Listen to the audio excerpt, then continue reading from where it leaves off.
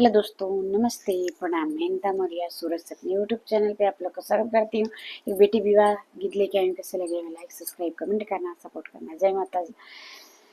चौदही ऊपरा से उगेला तरैया, अरे उगेला तरैया, अरे सुकवा उगेला बेनु सारा रे लाला नवा, अरे सुकवा उगेला भेनु सारा रे लाला नवा।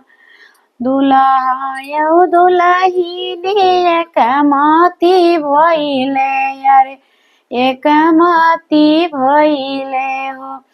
अरे दुल्हा पूछाई आसी बतरे लाला नावा, अरे दुल्हा पूछले आसी बतरे लाला नावा।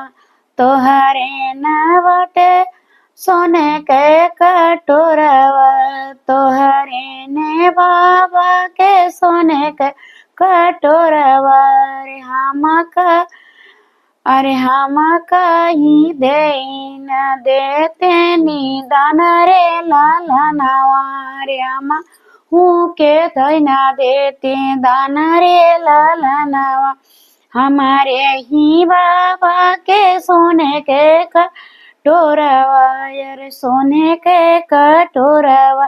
अरे भैया पियाई कंचन दूध रे लाला नवा, अरे भैया पियाई कंचन दूध रे लाला नवा।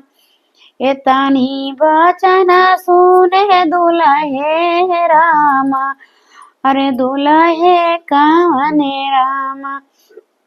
घोड़े पीठे भैले सवार रे लाला नवा, अरे घोड़े पीठे भैले सवार रे लाला नवा।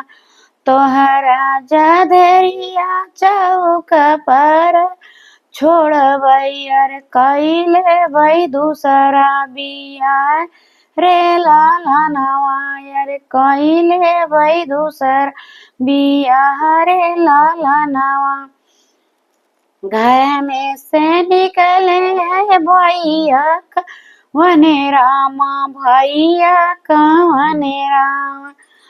अरे सुना जी जय राजा हमारा रे लाला नवा, अरे सुना जी जय राजा हमारा रे लाला नवा।